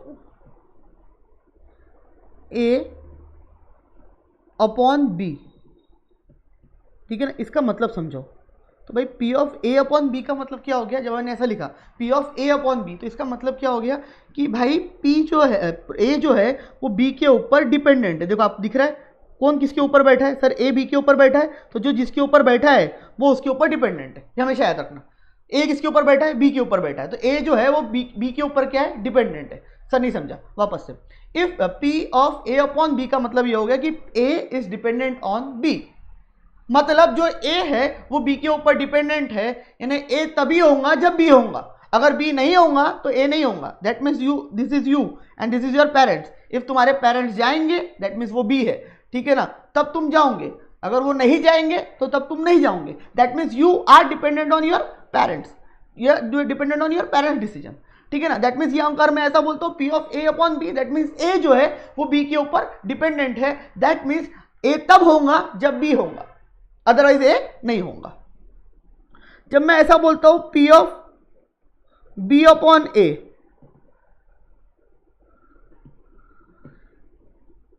तो इसका मतलब क्या हो गया, इसका मतलब हो गया P of B upon A, ये वो डब्बे से फॉर्मूले छोड़ दो, मैं आपको जो फॉर्मूले बता रहा हूं वैसे ही लिखना। P of B upon A, इसका मतलब क्या हो गया, B कब होगा, जब A होगा, क्योंकि यहां पे B क्या हो गया, यहां पे B हो गया डिपेंडेंट, A हो गया इंडिपेंडेंट। यहां पे क्या हो गया, ये हो गया डिपेंडेंट, ये हो गया independent. Are you getting my point. अब अगर P of A upon B आपने ये पहचान ली है ना, क्वेश्चन में, कोई भी क्वेश्चन में अगर आपने ये पहचान ली है कि आपको P of A upon B निकालना है या P of B upon A निकालना है, सिर्फ आपने इतना सा पहचान लिया ना, तो उसके आगे सिर्फ फॉर्मूला लगाना है। ये आपको दिमाग से पहचानना है, ये आपका कंसेप्ट है, ये आपको पहचानना है, कोई मैं आपको सिखाऊंगा, ठीक है ना। ये पहचान लिया आपने तो आपको सिर्फ वहां पे क्या लगाना है, फॉर्मूला। सर कैसा फॉर्मूला, देखो जो भी यहां पे दिया रहेगा, सिंपली जो भी यहां पे दिया है, अगर यहां पे P of A upon B दिया हुआ है तो सिंपली जो भी A और B दिया हुआ है, तो जो भी दिया हुआ है उसका यहां पे क्या ले लेना, इंटरसेक्शन ले लेना। तो यहां पे P of A upon B दिया है, तो जो भी दिया, दो चीजें दी हुई है, उसका इंटरसेक्शन, ये फॉर्मूले बनाने की ट्रिक है, अपॉन नीचे जो भी दिया है उसकी प्रोबेबिलिटी। तो मैंने यहां पे क्या करा, A और B दिया हुआ है, इसको मैं वापस से बताता हूं, आखिरी प्रॉब्लम में आखिरी चीज है क्लास की, ध्यान से सुनना। P of A upon B दिया हुआ है, तो P of A upon A intersection B, जो भी दिया हुआ है, A भी दिया हुआ है तो A B का इंटरसेक्शन ले लो, ले लिए, अपॉन नीचे क्या दिया हुआ है B, तो B का प्रोबेबिलिटी ले लो, हो गया खत्म, बन गया फॉर्मूला। अब यहां का फॉर्मूला बना के दिखाओ, क्या दिया हुआ है B और A, तो B और A को A और B लिखो या B और A लिखो, एक ही बात है। तो दो चीज जो दी हुई है उसका इंटरसेक्शन ले लो, क्या दी हुई है सर, क्या दी हुई है बताओ सर, A और B दी हुई है, सर A और B दी हुई है, तो A इंटरसेक्शन B, अब वो नीचे क्या दिया हुआ है सर A, तो A की प्रोबेबिलिटी, खत्म बात। सर ऐसा भी हो सकता है कभी, ये भी ऐसा आ सकता है P और सॉरी ये भी आ सकता है ऐसा, P of A dash upon B, A dash upon B है भैया, A डैश मतलब A को छोड़ के सारी दुनिया चलती है, हमारे को ये नहीं चलता बस, तो A डैश मतलब A को छोड़ के सारी दुनिया चलती, बाकी सब मतलब A डैश हो गया वो, तो A डैश अपॉन B दिया हुआ है, तो A डैश अपॉन B का मतलब क्या हो गया, तो A डैश अपॉन B का मतलब हो गया, पहले जो भी दिया हुआ उसकी क्या ले लो, इंटरसेक्शन, तो A dash intersection A dash intersection B, upon नीचे क्या दिया हुआ है सर B, तो B की प्रोबेबिलिटी ले लो, खत्म बात, खत्म कहानी, खत्म, इतना इजी। हाँ सर इतना इजी है, बस ये पहचानने तक है आपको, ये आपने पहचान लिया ना क्या है, बस हो गया। ऐसा भी हो सकता है P ऑफ A अपॉन, कोई कॉम्बिनेशन तो कुछ भी बना सकते, A अपॉन, फॉर्मूला बनाना आ गया तो कोई दिक्कत नहीं, A अपॉन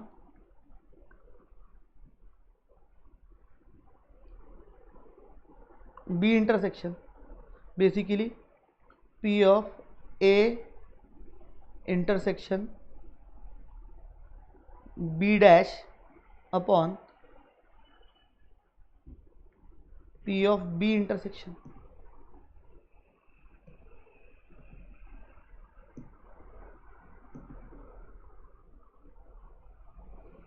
ऐसा भी बोल सकते हो, P of A dash upon B dash, so P of A dash intersection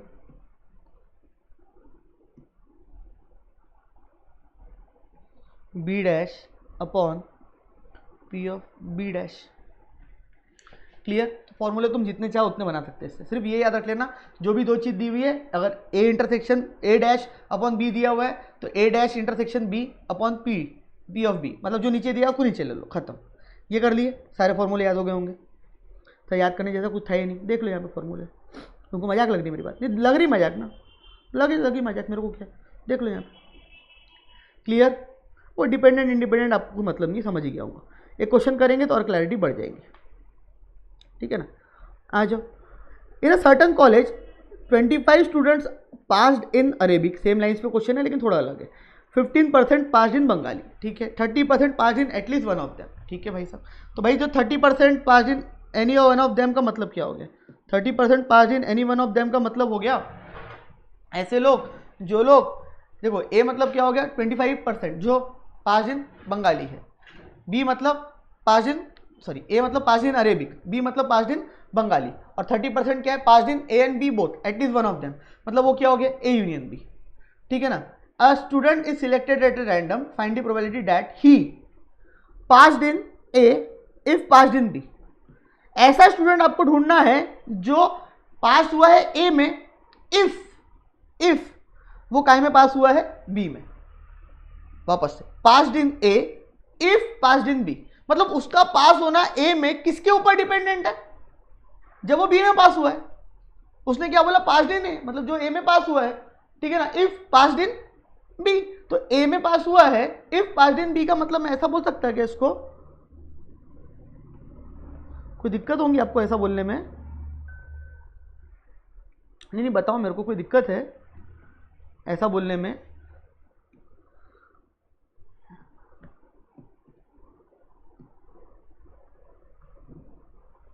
passed in A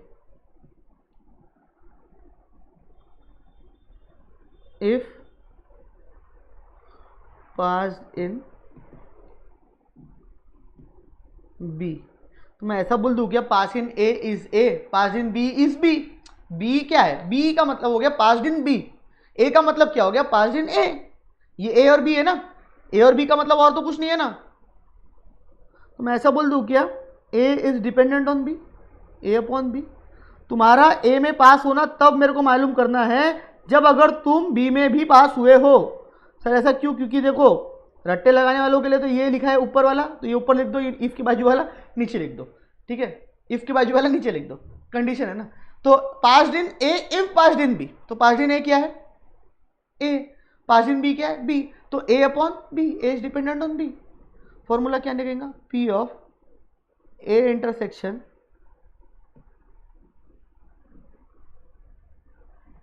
B upon P of B. तो P of A intersection B कितना है हमने पहले के क्वेश्चन में निकाले हुए, इसलिए मेरे को याद है, ठीक है ना। आप लोग वहां से रेफरेंस ले सकते हैं, 0.10। बी क्या है 0.15, हो गया सॉल्व। ये 2 जा, ये 3 जा, so P of A upon B comes to 2/5, 2/3, 2/3। अरे बाबा ये 10 के 2 से टेबल में आएगा ना, तो 2/3 इज द करेक्ट आंसर। बोलो गलत है या सही है? सर बिल्कुल सही है। Passed in B if passed in A, अब मैं नहीं बताऊंगा, ये तुम निकाल लेना, चिल्लर वाला है। Passed in B if passed in A, तो मतलब क्या निकालना है ये बता देता, चलो फॉर्मूला तुम लगा लेना, P of B upon A. क्यों? अरे बाबा बोलो क्यों? अरे sir P of B upon A मालूम है ना सर हमको, ध्यान दो आगे बढ़ो। हाँ ठीक है, सी वाला मैं आता हूँ, मैं सी वाला passed in A if failed in B, third number वाला। ए बी सी डी आपको जो बोलना है बोलो, ए बी सी डी ले लो।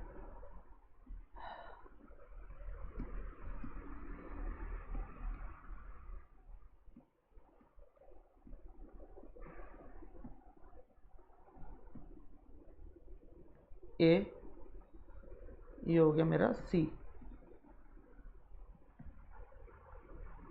तो passed in A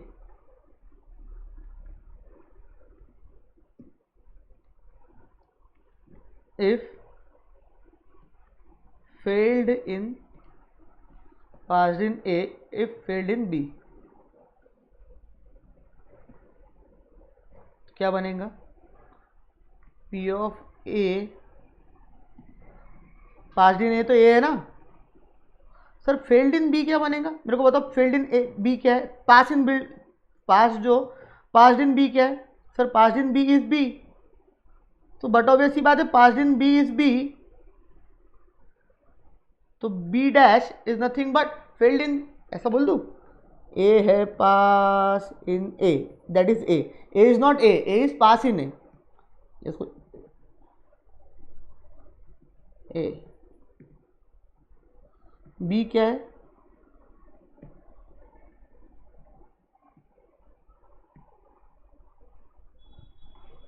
passed in B. तो ए डैश क्या हुआ? जो लोग पास नहीं हुए हैं, फेल्ड इन ए। ये क्या हो गया? B dash.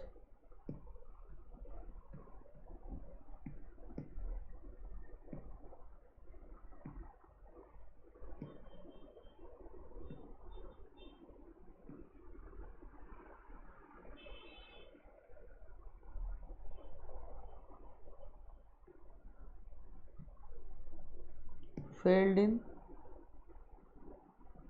बी। क्लियर? तो निकला समझ में आया? इफ के नीचे वाला नीचे, इफ के बाद वाला और पहले वाला ऊपर, रट्टे वालों के लिए, नॉर्मल लोगों के लिए समझ में आया ना? पास्ड इन ए, तो ए किसके ऊपर डिपेंडेंट है? अगर जो लोग फेल हुए बी में उसके ऊपर, तो बी डिपेंडेंट वाला ऊपर, इंडिपेंडेंट वाला नीचे। फॉर्मूला क्या लगेगा? पी ऑफ ए। तुमको अब धीरे धीरे ये दो क्वेश्चन में सारे फॉर्मूले बनाने समझ गए होंगे। अभी देखो ये वाले हार्ड वाले भी बता देता, ये भी चिल्लर है। Upon P of B dash. अब बी डैश तो तुम निकाल सकते क्या सर? नहीं निकाल सकते, बताओ कैसे? देखो बी डैश का मतलब क्या हो गया? बी डैश का मतलब हो गया कि जो लोग फेल हुए हैं काय में? बी में, दैट इज बी डैश। मतलब मेरे को सिर्फ ऐसे लोगों से मतलब है जो लोग बी मतलब क्या हो गया? बी डैश मतलब जो बी में फेल हुए हैं, सिर्फ बी में फेल हुए, दैट इज बी डैश। बराबर, उसको मैं बी डैश बोल सकता हूँ। मैं बोल देता हूँ वन में से आप जो लोग बी में पास हुए हैं उनको माइनस कर दो, ऐसा बोल दूँ? नहीं, चलो उल्टा इसको और इजी समझाते। मैं अगर बोलता हूँ बी डैश, तो बी डैश मतलब मैं ऐसा बोल दूँ कि चलो तुम्हारी एकदम गावरानी भाषा में, बी को छोड़ के मेरे को पूरी दुनिया चलती भाई। बी को तुम छोड़ दो, बी डैश मतलब बी को तुम छोड़ दो, बी को छोड़ के पूरी दुनिया मेरे को एक्सेप्टेबल है, बट बी एक्सेप्टेबल नहीं है भाई। तो पूरी दुनिया इज वन, प्रोबेबिलिटी की पूरी दुनिया इज वन ना। अरे बाबा, प्रोबेबिलिटी की पूरी दुनिया क्या हो गई? वन हो गई। तो वन में मेरे को क्या नहीं चलता? पूरी दुनिया चलती? हाँ चलती, तो वन ले लिया। क्या नहीं चलता उसमें से? माइनस। बी नहीं चलता तो माइनस कर दो बी, हो गया, मेरी बात खत्म। सो 1 माइनस 0.15, तो मेरा आ गया probability of B dash is 0.85। Clear? 85।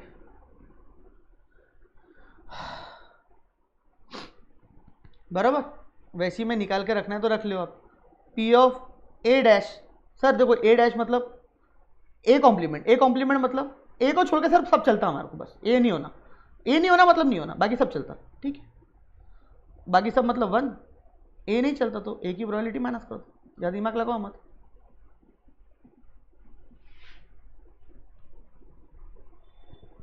तो 1 minus 0.25, probability of A dash is equals to 0.75।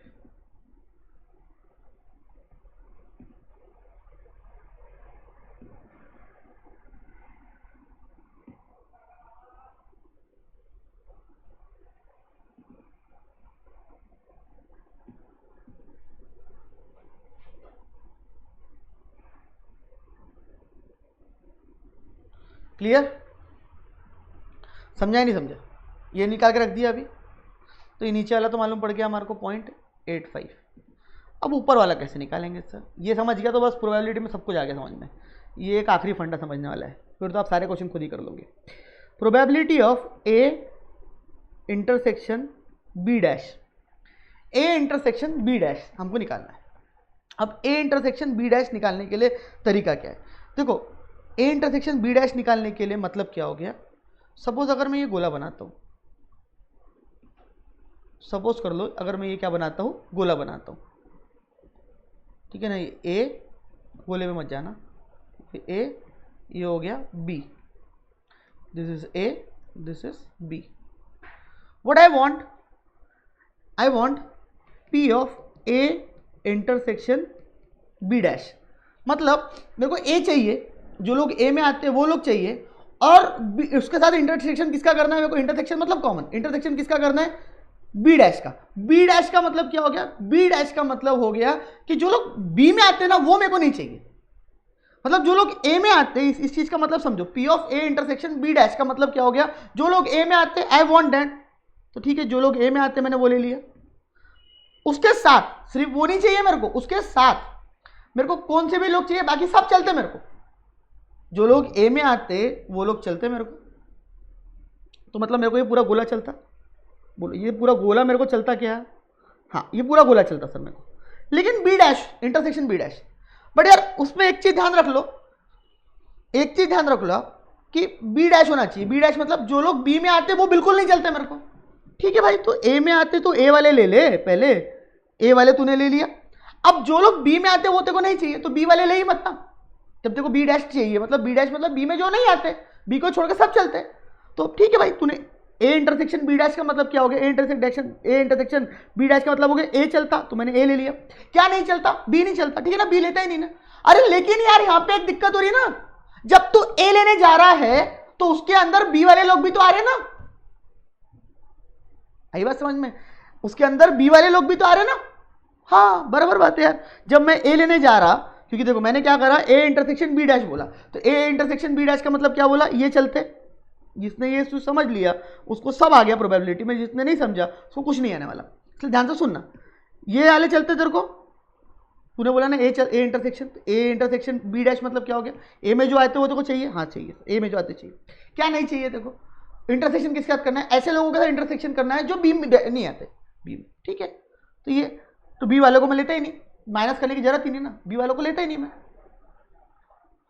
है ना, बी वालों को लेते ही नहीं, मत ले बी वालों को, लेकिन यार प्रॉब्लम ये आ रही है कि यहाँ पे ये जो लोग है ना, ये कॉमन लोग जो है ना, ए इंटरसेक्शन बी वाले, ये इसके अंदर आ गए, इसके अंदर मतलब ये भी हो गया ना, जब मैं ए इंटरसेक्शन बी की बात करूँ तो ए इंटरसेक्शन बी के अंदर बी तो आ ही गया ना, भले थोड़ा सा आया लेकिन बी तो आ गया ना, वो भी चाहिए, इतू सा मेरे को नामो निशान नहीं चाहिए बी वालों का, तो एक काम करना भाई, P of A intersection B minus कर दे, कोई दिक्कत नहीं, P of A intersection A dash intersection B is equals to,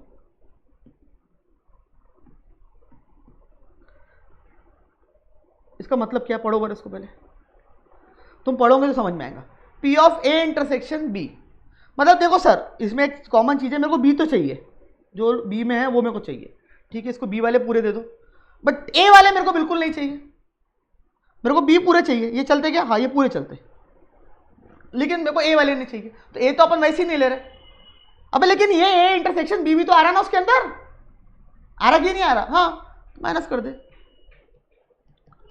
A intersection B, हो गया सॉल्व, हुआ कि नहीं, हो गया सॉल्व, ए इंटरसेक्शन बी का मतलब क्या है, बी चलता, ले ले बी ले लिया, उसमें से क्या माइनस कर दे, जो ए वाले हैं, सर ए वाले तो मैं वैसे ही नहीं ले रहा, अबे लेकिन ए वाले ऐसे लोग हैं ना जो इंटरसेक्शन में आ गए, तो ए वाले ऐसे लोग जो इंटरसेक्शन में आ गए that is A intersection B, वो ले लिया मैंने, हाँ अरे क्या बात, इतना इजी फॉर्मूला बनता है इसका, मत लगाओ रट्टे, तुमको नहीं लगाना तो तुम्हारे भाई ने शॉर्टकट बता दिया, बट ये है कि शॉर्टकट तभी काम के जब तुमने ये चीज़ यहाँ तक समझे होंगे, है चिल्लर, फॉर्मूले आप 2 मिनट में डिराइव कर सकते हो, बट सिंपली आपको रट्टा ना लगाते हुए इसको पढ़ना है, मैं जब पढ़ने के बोलता ना इंटरप्रेट करना है, chartered accountancy is all about interpretation, if you are doing best interpretations आप बेस्ट चार्टर्ड अकाउंटेंट बन सकते हो, और अगर नहीं भी कर पाते हो कोई बात नहीं है, डिराइव करो। और तुम्हारा भाई को भी दिक्कत होती थी एक समय में, आज बिल्कुल नहीं होती। सीखिए ना भाई ओवर द पीरियड, कोई बाय बर्थ थोड़ी ना मिला है, सीखते आदमी हर चीज़। तुम भी सीख जाओगे, जब मैं सीख गया तो तुम भी नहीं सीखोगे? तुम तो मेरे से कितने गुना टैलेंटेड हो।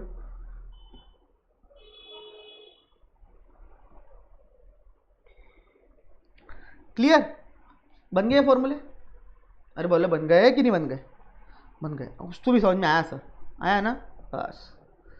तो P of A minus P of A intersection B, तो P ऑफ A कितना हो गया? 0.25 minus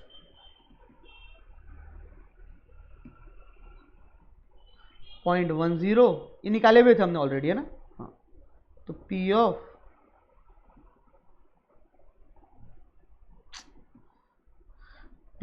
A intersection B dash is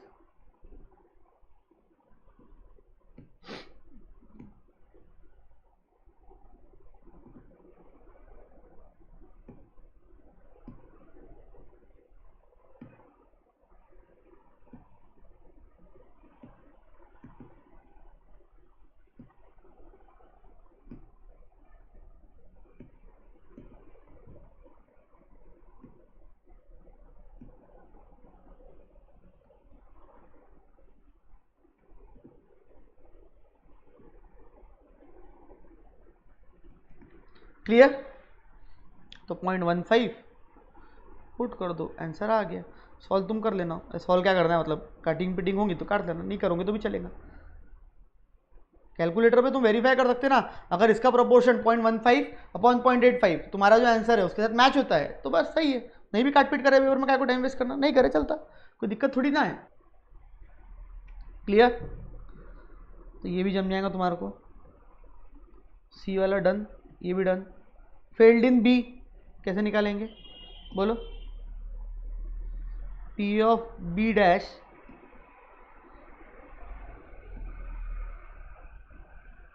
upon A निकाल सकते हैं? निकाल सकते हैं सर। नीचे वाला भी ये तीनों निकाल सकते हैं।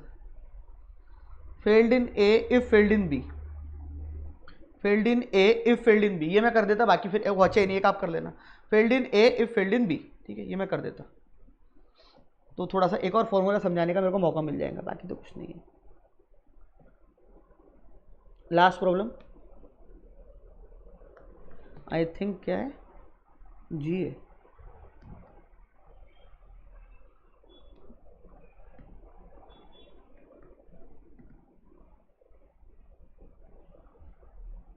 Failed in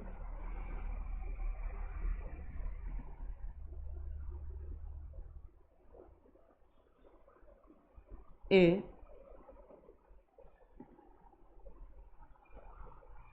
if failed in B। पहले तो वो बनाओ, क्या बनेगा? P ऑफ A डैश, ये भी तुमको जम जाता, बट इस फॉर्मूला एक मेरे को बनाना सिखाना है। सारे फॉर्मूले हम लोगों ने बनाना सीख लिया, समझ में? P ऑफ B डैश, तो P of A dash intersection B dash upon P of B dash, ठीक है। तो P ऑफ B डैश तो आपको पता है, अभी हमने निकाले थे पीछे, काई के लिए निकाले थे? 0.85 है सर, ये तो हमको पता है, इसको जान दो आप। ये P of A intersection B समझो sir, P of A dash intersection B dash, मतलब देखो भाई, A डैश का मतलब हो गया जो लोग A में कवर नहीं होते वो लोग, जो लोग A में कवर नहीं होते वो लोग मेरे को चाहिए, जो लोग B में कवर नहीं होते वो भी लोग मेरे को चाहिए। A में कवर नहीं होते वो लोग नहीं चाहिए, वो लोग चाहिए, और जो लोग B में कवर नहीं होते वो लोग मेरे को चाहिए। इसका मतलब क्या हो गया? A डैश मतलब आपको क्या नहीं चाहिए? A नहीं चाहिए। A मतलब क्या था? पास। A डैश मतलब क्या था? फेल। तो जो लोग फेल हुए अरेबिक में और जो लोग फेल हुए हैं बंगाली में, ये दोनों मेरे को चाहिए, बस ये दोनों चाहिए। क्या नहीं चाहिए तुम्हारे को? जो लोग अरेबिक में पास हुए, या तो जो लोग बंगाली में पास हुए हैं, या तो जो दोनों में पास हुए, ये लोग मेरे को नहीं चाहिए ना जी ना। ए डैश का मतलब क्या हो गया? जो लोग ए में कवर नहीं होते। बी डैश का मतलब जो लोग बी में कवर नहीं होते, ये दोनों मेरे को चाहिए। तो क्या नहीं चाहिए भाई, ए में जो लोग कवर नहीं होते उसका मतलब है फेल इन अरेबिक, बी में जो लोग कवर नहीं होते फेल इन बंगाली। तो तुमको फेल इन अरेबिक चाहिए, हाँ, फेल इन बंगाली चाहिए, हाँ, या दोनों में फेल हुए वो भी चलते, हाँ, क्या नहीं चलते तो, अरे क्या नहीं चलते, अरे क्या नहीं चलते बोलो सर। जो लोग ए में पास हुए हैं वो नहीं चलते, ए में पास हुए बी में फेल हुए होंगे नहीं चलते, बी में पास हुए ए में फेल हुए नहीं चलते, दोनों में पास हुए बिल्कुल नहीं चलते। तो ऐसा बोल दूं क्या मैं, पूरी दुनिया वन, उसमें से तुम्हारे को P of A union B नहीं चाहिए, क्योंकि P of A union B का मतलब ये होगा जो लोग ए में भी कवर्ड है बी में भी कवर्ड है या दोनों में कवर्ड है। अरे हाँ यार, P of A union B का मतलब होगा जो लोग ए में भी कवर्ड है या तो बी में भी कवर्ड है या तो दोनों में कवर्ड है, हाँ। So this is 1, this is 0.3। So P of A dash intersection B dash is equals to 0.70। अरे वाह, इतना इजी, हद होगी सर ये तो, इतना इजी, इतना easy, 0.70। So P of A intersection upon B intersection, काट पीट कर लेना भाई जो भी आंसर आता होगा। ये मेरे को लगता है 5 के टेबल में चले जाएंगे आसानी से, 5 के टेबल में देख लेना, 5 50 10 55 60 65 14 और फिर 75 80 85 3 और 4 और 3 7 14 जा 15 जा 14 जा 17 जा 14/17 काट पीट करके देख लेना सही है कि गलत है। क्लियर। उसका उल्टा है, पी ऑफ बी निकाल सकते हैं आप, नीचे यही फॉर्मूला सेम रहेगा, नीचे पी ऑफ बी डैश की जगह ए डैश आ जाएगा। क्लियर करना है क्या, कर देता हूँ।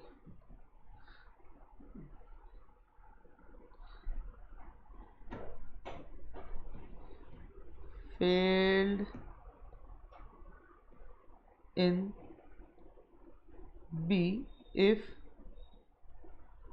failed in A. So basically we are talking about P of B dash upon A dash. So basically formula would remain same. So P of A dash intersection B dash upon B dash की जगह आ जाएगा A dash, काटा PT आप कर लेना। A dash हमने निकाले थे थोड़ी देर पहले शायद कहीं पे तो भी, और B A intersection B dash हम निकाल चुके हैं 0.70। ए डैश हमने कहीं तो भी निकाले थे, कहाँ निकाले थे,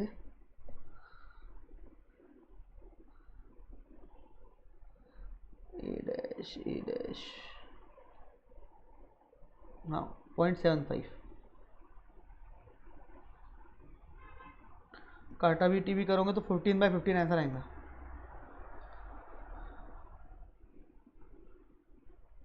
क्लियर, चलो हो गया सॉल्व चिल्लर। सो this is all about your probability. यहाँ पे भी वही ना, आप फॉर्मूले लगाते जाओ, आंसर करते जाओ, क्या आंसर आ जाएंगे, ठीक है ना।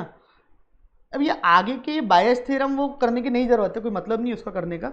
ये क्वेश्चन एक बार आप ट्राई कर लेना, आपको नहीं जमे तो मेरे को पूछना, थोड़ा सा दिमाग लगाना है ये 2 क्वेश्चंस पे आपको। इसका ऑप्शन भी देख लेना आंसर।